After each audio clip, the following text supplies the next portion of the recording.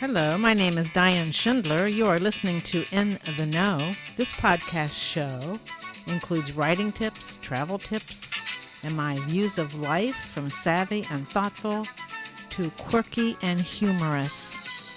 I hope you enjoy the show.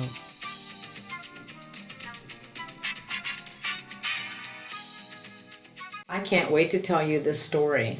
In this podcast, I'm going to bring you up to date in my recent thriller, Claim Denied. I will talk about small town genre and my visit to a small town in 2001, 2003, a couple times in 2001 and 2003, and my decision to fictionalize this small town into another book. I will talk about the research I have been on about this small town and an incredible surprise. An incredible surprise. This is really about a week or two in the life of a writer, and maybe this happens to other writers. I don't know, but I was blown away.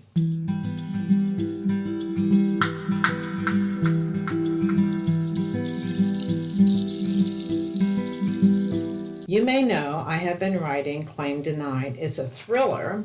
On September 15th, I sent it to 7 beta readers, and they have it now. But let me tell you, just give you a brief overview of this Claim Denied novel. So it goes like this. A feisty and outspoken Margot Evelyn Hart and her fiancé, the charming and wealthy activist Andrei Orlov Stefan, left Minnesota to launch a new life abroad.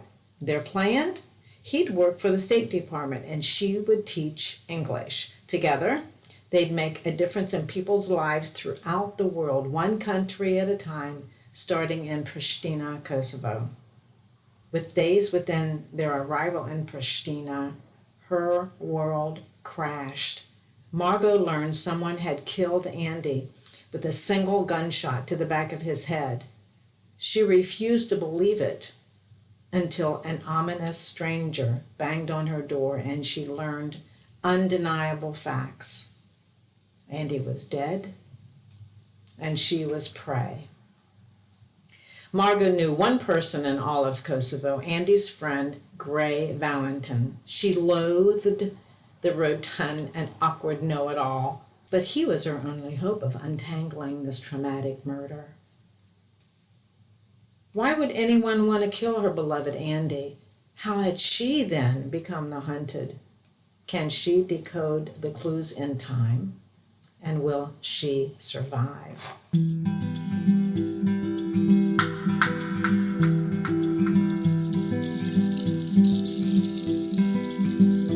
That's the blurb on the back of the cover for Claim Denied. Check the program notes for publication information.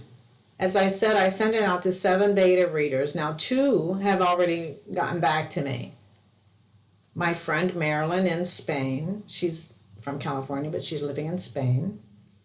And my friend / colleague Deb, who I worked with in Wisconsin. Both of them said the novel ending shocked them and they were not happy. I had to write a sequel. They felt like it was a cliffhanger and I had to write a sequel. Deb said, promise me you're writing a sequel. And I said, I'm writing a sequel. So there that began. Meanwhile, I had been researching a little bit about small town genre with my friend Dr. J, PhD, former sex therapist, turned erotica writer, and now romance novel writer. With this time while the beta readers had Claim Denied, I was doing some marketing, but I also was digging into small town genre.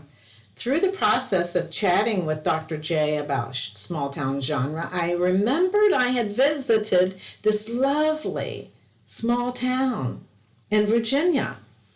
I think I went there 2 or 3 times, and it had to be 2001 or 2 or 3, around that time, frankly, just between you and me. I was in an increasingly unhappy marriage, and I would escape to this little town. I found it beautiful. It was on the Eastern Shore. I stayed at a B&B, and the woman who owned the B&B had purchased it just 2 years earlier. She was from Alaska. When she was in Alaska, she saw that this big house in this little community was for sale. She bought it sight unseen, sold everything, and moved into her B&B. And that's where I stayed whenever I went to the small community. I'm not going to tell you the name of this town because I'm planning to fictionalize it. This small town had, when I was visiting, had 5 fine dining restaurants. Population was about 1,200. 1 movie theater, which I think showed a movie on the weekends, maybe. I met some people who had sailed down the Atlantic, came into a storm, ran into a storm, pulled over on their boat. Do you pull over in a boat? Docked their boat in this little community, fell in love with it, bought a restaurant.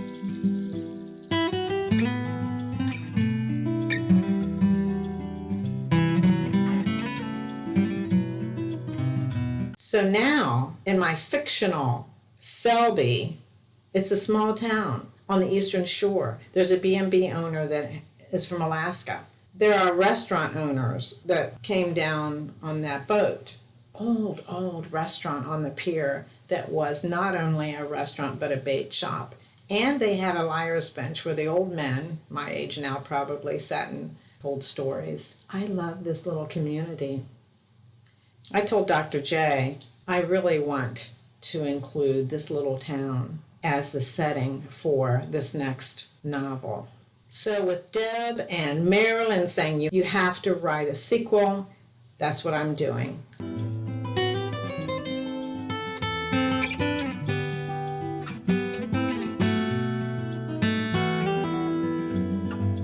I started digging in to the history of this little community. I've decided to call it Selby. That's the fictionalized name of an actual town. And of course, this actual town will be embellished in the way in which I want it to be embellished to fit the goals of my next book. As I was digging into the history of this small town, I came across a 5-day challenge from J. Thorn. Now, J. Thorn is a prolific author. He's a podcaster. He's a StoryGrid accredited editor. And he has written a book called The 3-Story Method. He ran a 5-day workshop. It was free, at which time he required that we really write, the sort of the skeleton of a book. So that's what I did. As I was writing and working on this 5-day class, as I said, I was digging into the history, and I came across an article written in the Baltimore Sun in 2001 by Nancy Taylor Robson. I'm reading this little article, and it really describes what I'm calling Selby now, exactly how it was when I visited. Then I'm reading down. I read the second, the third, and I come down to the 5th paragraph, and it begins like this. Today, Peter Johnson... I stopped dead in my tracks. I know a Peter Johnson, but you know what, Diane, I said to myself.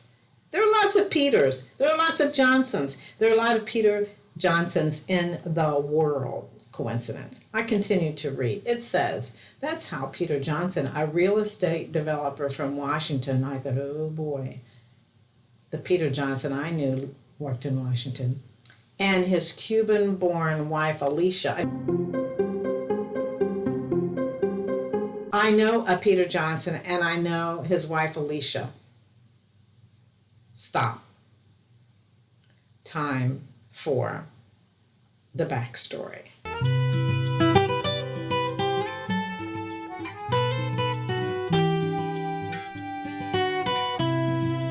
I moved to Amelia Island, Florida in around 2006, started playing tennis at the Ritz-Carlton. Well, lo and behold, guess what? The Ritz-Carlton decided they were going to cover up the tennis courts. Yes, the Ritz-Carlton decided it would cover over Paradise and build a parking lot. the Joni Mitchell song, the Joni Mitchell song. So they were closing down. And then, all of us who were playing tennis were challenged. Well, what we did is have a funeral party. Our last day to play tennis at the Ritz-Carlton. We played all afternoon, and then in that evening we had cheese and wine and potluck food, and we sat there and talked about what we were going to do, and it was a wonderful evening. We were sad. Well, up steps Peter Johnson, said, we should start our own tennis club. We can do that right here on the island. How many of you are interested? And we all said that we were interested. Well, the Craft Tennis Club was born. 100 of us were the initial founders, the initial members of this Craft Tennis Club. That's how I knew Peter Johnson. I had met his wife, Alicia. Peter Johnson and I had few conversations. All that I knew was that he worked for the government before he came to Amelia Island. But mostly we talked about tennis. We talked a little bit about politics, but mostly we talked about tennis. I think he and Alicia moved to Mexico. I think it was in 2013.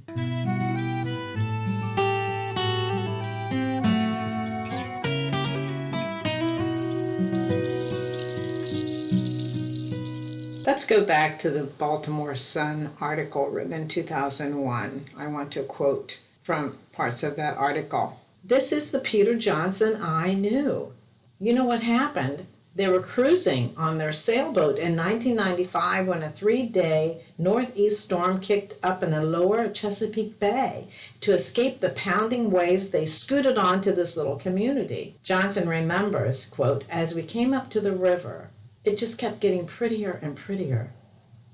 When we got to the end, it was like reaching a pot of gold. This is how he's quoted in this Baltimore Sun article. That night, and for the next 2, they sat for hours, sipping wine and talking about life, relishing the tranquility and the sense of history in this little community. They fantasized about chucking the urban grind and moving here. Usually, such late night getting away from it all fantasies evaporate after a couple of slugs of morning coffee. But 2 weeks later, when the Hopkins house, a Victorian beauty in need of restoration, came on the market, the Johnsons bought it. Well, I emailed Peter Johnson when I read this article. I said, Peter, this is Diane. Do you remember me? He writes back immediately. He said, Diane, yes, I lived there. I loved it there. So let's pause here for a moment and summarize. I'm writing a thriller, takes place in Kosovo. A couple of my beta readers say, you must write a sequel. I've been thinking about the small town genre, reminds me of this little community I visited, and I agreed to write a sequel. I'm going to use this little town in Virginia as the setting. I will fictionalize it. I will call it Selby, for all kinds of reasons, which I won't bore you with. And, I just need to tell you, I need to reiterate this. Peter Johnson never told me anything about the sailboat and the storm before I read about it in the Baltimore Sun. I am stammering because the level of excitement about the serendipity, the universe is saying to me, you have to write this book.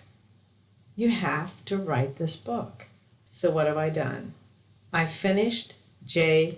Thorn's 5-day challenge, the 3-story method. My next novel, a sequel following Claim Denied, will be a thriller. It will take place in a small community in Selby on the eastern shore of Virginia.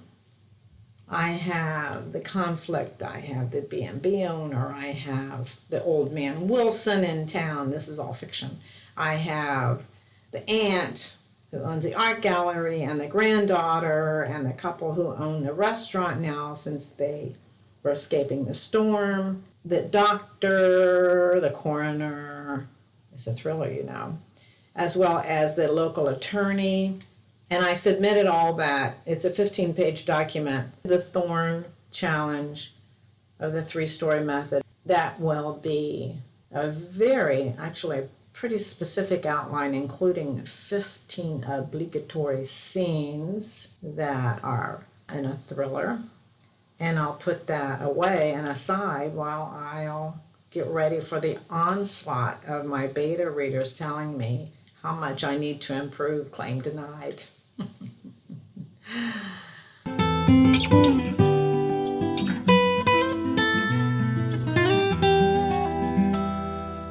I just had to share this story with you because it just blew me away. The universe is telling me I have to write this novel. So, a simple day, week, month in the life of a writer. That's how I usually think of my stories. They grow out of places I've been. Claim Denied is set in Pristina, Kosovo. I was there for some time, and eight months in total. So this next novel will take place in Selby, Virginia. Thank you so much for listening to In the Know. If you would like to support the show, you can do so by subscribing and sharing it with your family and friends. You can like this episode, leave a comment, and even add a rating. Your support is very important to the success of In the Know. Thank you for listening, and see you next time.